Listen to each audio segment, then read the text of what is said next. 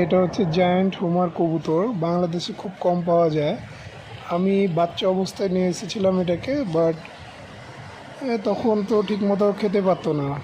এখন মনে করো কি যে বয়স হয়েছে, উড়তেও পারে। এখন পর্যন্ত বোঝা যাচ্ছে না এটা নর না মাদি। তাই ভাবলাম যে একটা ভিডিও করা যাক এটাকে নিয়ে।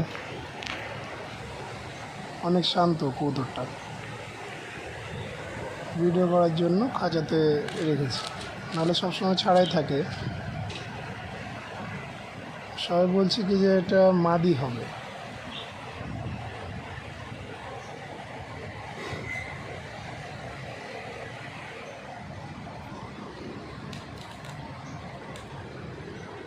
বাট এটার কোনো জোড়া নেই আমার কাছে।